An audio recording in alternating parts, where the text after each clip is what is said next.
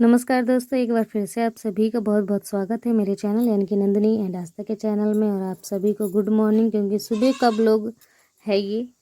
तो यहाँ पे मैं और आस्था सो रहे हैं। सुबह का ही टाइम था और आस्था के पापा आज बहुत ज़्यादा जल्दी जग गए थे, तो वो दुकान वाले कमरे में हैं और मैं और आस्था अभी सो ही रही है, जगी नहीं है।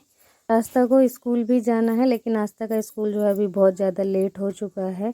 मतलब लेट टाइम है, क्योंकि गांव में सर्दी के कारण ना लेट ही हो रखा है अभी टाइम। और बच्चे 9, साढ़े 9, 10 बजे तक स्कूल जाते हैं। छोटे बच्चे हैं प्राइमरी के, तो ये और ज़्यादा लेट जाते हैं। तो देखिए, मैं सुबह सुबह सबसे पहले मैंने बाहर झाड़ू लगा दी थी। दुकान का जो बाहर का एरिया होता है, झाड़ू लगा दिया था और पानी से धो दिया था वहाँ पे। और अब मैं यहाँ आ गई थी इस कमरे में। तो ये जो चूल्हा बनाया था ना, ये सूखा नहीं था। तो सूखने ना कारण ना मैंने इसमें क्या किया था, रात में आग जो जली थी वो आग लाके इसमें भर के रख दी थी, ताकि ये चूल्हा जो है सूख जाए और जब मैं इस पर खाना बनाऊँ तो ईजिली बन जाए। और कल इस कमरे में आस्था खेल रही थी, तो आस्था ने थोड़ा सा कचरा वगैरह यहाँ पे फैला दिया है, तो मैं उसे भी साफ़ कर दूँगी। और इस कमरे को पूरा ही क्लीनिंग करने के बाद अब मैं आ गई हूँ चूल्हे की लिपाई करने। और चूल्हा लीप के ही खाना बनाओ तो ज़्यादा शुभ होता है। वैसे तो आज बिल्कुल चूल्हा नया है और अभी तक चूल्हे का उद्घाटन भी नहीं हुआ है। बस मैंने आग भर दी थी, तो बुर्राख आपको दिख रही है। सूखने के कारण मैंने भरी थी, ताकि थोड़ा बहुत सूख जाए चूल्हा। तो यहाँ पे सूखा तो नहीं था चूल्हा, और अब मैं लीपने भी आ गई हूँ, तो और गीला ज़रूर हो गया है।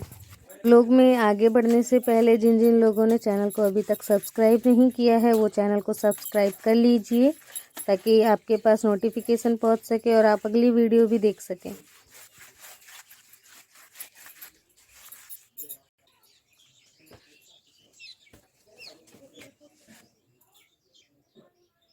पेन।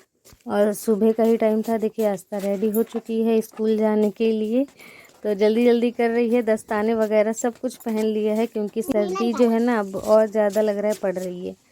तो आस्था चली गई स्कूल और अब मेरा काम था, मैं चाची जी के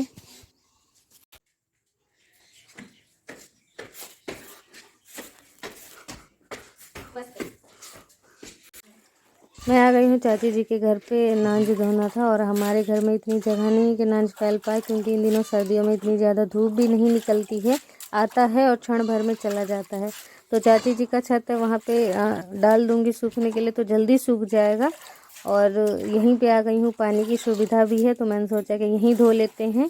और चाची जी भी कह रही थी कि हमारे ही छत पे धो लिया करो, तो मैं आ गई हूँ। ये देखिए, और नाज जो धोने की प्रक्रिया होती है वो यही होती है कि पहले थोड़ी देर नाज को फुला के पानी में छोड़ दिया जाता है, फिर उसका कचरा जितना होता है वो ऊपर आ जाता है, उसे छान के फेंक के उसके बाद जो सही वाला नाज होता है उसे आप जाली से निकाल के इस छुटिया में डालते जाइए। तो छुटिया से पानी जो है ना निचुड़ता जाएगा और नाज जो है ना बिल्कुल सूखता जाएगा। और उसके बाद धरती पे देखिए, मैं यहाँ पे फैलाने आ गई हूँ और पानी की मात्रा अब इसमें बहुत कम रह गई है। और अब यहाँ पे फैला देंगे, लेकिन थोड़ा थोड़ा पानी के कारण ये दाने फूल जाते हैं, इन्हीं को सुखाना पड़ता है। और अब ये सूख चुके हैं, धूल मिट्टी कचरा जो भी होता है वो निकल गया है इसमें, और बढ़िया अब ये साफ़ हो गई है। तो छत पे देखिए धूप है अभी, लेकिन फिर धूप नहीं रहती, अभी तो है धूप। और ये देख लीजिए हमारे गांव का नज़ारा। सभी के हमारे गांव में कच्चे घर हैं, और पक्के होने के बावजूद भी अभी हमारे गांव के लोगों ने कच्चे घरों को मिटाया नहीं है। सबके पास कच्चे घर भी हैं और पक्के घर भी हैं।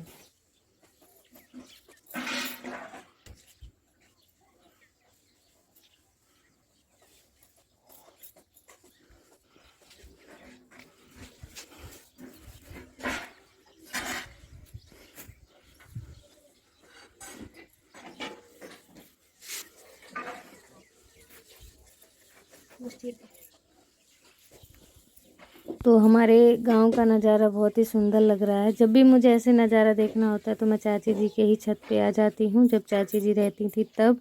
अब नहीं आती हूँ। और अब देखिए, मैं आ गई हूँ चूल्हे के पास। इस कमरे में आ गई हूँ, किचन वाले कमरे में।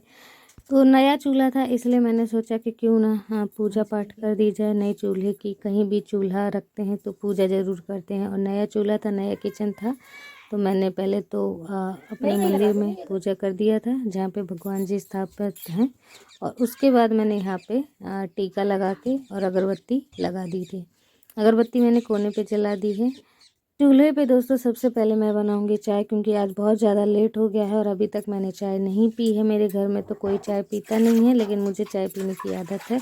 और सुबह से उठने के बाद मैं अब चाय पी रही हूँ, तो आज तो मेरा दिमाग बिल्कुल ख़राब हो गया था कि मुझे इतनी लेट चाय मिल रहा है। पूरा दिन काम करते रहो लेकिन चाय तक नसीब नहीं होती। तो इस बात पर मेरे को थोड़ा गुस्सा भी आ रहा था। मैंने इनसे भी बोला, इन्होंने मुझसे कहा कि कौन सा तूने अभी तक खाना बना दिया, खाना भी तो नहीं बनाया है अभी तक, और चाय तो चलो बन ही गई है।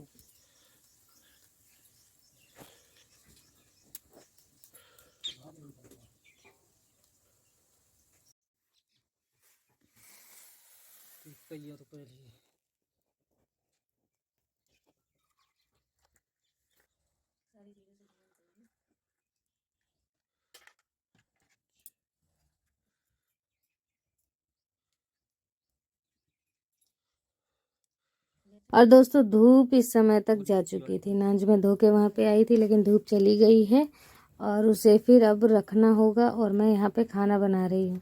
तो आज मैं बना रही हूँ हांडी में साबूदाना की खीर बना रही हूँ। बहुत दिनों से मन कर रहा था कि साबूदाना की खीर बनाएं, और आस्था का भी बहुत ज़्यादा मन था खाने का। तो मैंने कहा क्यों ना हांडी में बनाते हैं आज खीर, क्योंकि इसमें कुछ अलग ही सौंधापन, मिट्टी का महकता है और अच्छा लगता है, टेस्टी बनता है।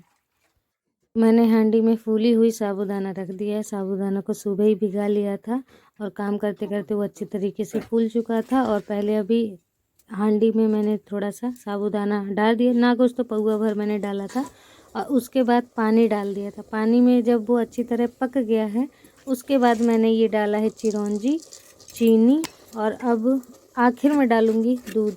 जब सारा पानी साबूदाना सोख लेगा, उसके बाद जब दूध हम मिलाएंगे, तो दूध मतलब सिमटेगा नहीं, वैसे अगर ठंडा हो जाएगा तो वो भी सिमट जाएगा, लेकिन थोड़ा सा अच्छा लगेगा। क्योंकि साबूदाना की खीर में क्या होता है कि आप जितना भी दूध मिला दीजिए वो सारा अपने अंदर सोख लेता है और दूध का आता पता नहीं लगता है।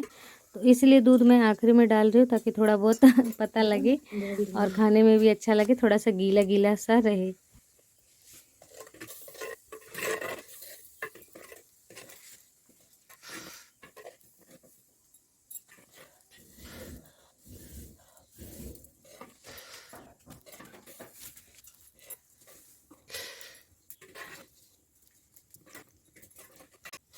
तो नया चूल्हा होने के कारण, गीला होने के कारण ये ढंग से जल नहीं पा रहा था, और थोड़ा सा इसमें मुझे खाना बनाने में भी दिक्कत हो रही थी। जैसे कि पहले मैंने चाय का पतीला चढ़ाया था, लेकिन वो पतीला एडजस्ट हुआ ही नहीं, तो मैंने फिर कढ़ाई में ही। तो ये देखिए दूध अच्छे से उबल गया था और साबूदाना तो पहले ही पक चुका था। तो अब हमारी हांडी में खीर बनकर तैयार हो गई है। मैं पहला ये जो थाली परस रही हूँ, ये आस्था के पापा के लिए परस रही हूँ, वो खा के बताएंगे कि कैसा बना है। बन गया। इसके बाद दोस्तों आज यहाँ घर की सफाई करने आ गई हूँ, क्योंकि इतने दिनों से किचन का काम हो रहा था, किचन बन रहा था, तो पूरा यहाँ पे लिपाई पुताई आप देख रहे हैं धुल चुकी है, ख़राब हो गई है।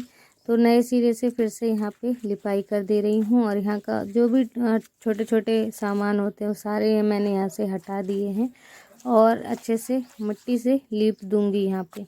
और उसके बाद यहाँ पे कर दूंगी मैं गोबर से लिपाई अच्छी तरीके से बिल्कुल, ताकि नए सिरे से फिर से जगमगाने लगे। पहले मैं इतने दिनों से वीडियो बना रही थी, तो मैं यहाँ का सीन नहीं दिखाती थी आपको, क्योंकि बिल्कुल इतना बेकार दिखता था। हर जगह दाग धब्बे मिट्टी के, इन दीवारों पे बिल्कुल पहले चूने से कलर था, उसके बाद ही मिट्टी मिट्टी के धब्बे हो गए थे, तो वो बिल्कुल भी अच्छा नहीं लग रहा था, जैसे आप इधर कोने में देख सकते हैं।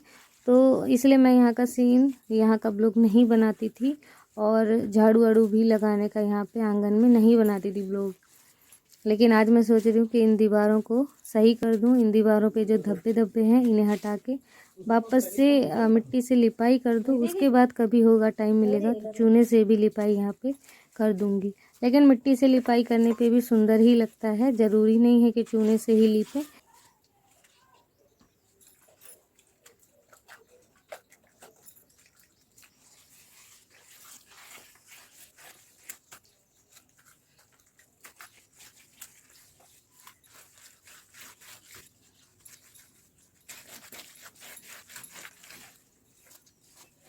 और ये जो बाल्टी है सफ़ेद बाल्टी जिसमें गोबर घोल के रखा था, तो ये भी मुझे खाली करनी थी। ये वैसे यूज होने वाली बाल्टी है, लेकिन इसमें गोबर रखा हुआ था, वहाँ पे लीपा था उस दिन, तो मैंने सोचा आज क्यों ना इन सभी को क्लीन कर दिया जाए। तो गोबर की लिपाई कर दूँ, इस बाल्टी का जितना कलर है वो सारा ख़त्म हो जाए। उसके बाद मैं इस बाल्टी को भी जो है साफ़ करके अच्छी तरह रख दूँगी। और आपने वहाँ देखा अब कितना अच्छा लगने लगा था। पहले एकदम दाग धब्बे लगे हुए थे तो बिल्कुल अच्छा नहीं लग रहा था। मेरा खुद ही उन सभी चीज़ को देख देख के दिमाग ख़राब हो रहा था। और अब मैं आ गई हूँ ये दुकान वाला जो कमरा है उसके बाहर, आंगन में आ गई हूँ, मान लीजिए आंगन। और अब इतना ही मेरा आंगन रह गया है, तो फिर भी सही है, कीचड़ इतना नहीं होगा और बारिश के दिनों में, और सही है इतनी सी जगह। गर्मियों में ऐसा होता है कि धूप काफ़ी टाइम तक रहती है, तो नांज अगर मुझे यहाँ सुखाना होगा तो यहाँ भी सूख जाएगा। तो दोस्तों अगर हम गेरू से मिला के ऐसे गोबर लीपते हैं तो बहुत दिनों तक ये टाल चल जाती है। टाल कहते हैं हमारे यहाँ पे गोबर से लीपने को, लीपना नहीं कहते, टाल कहते हैं।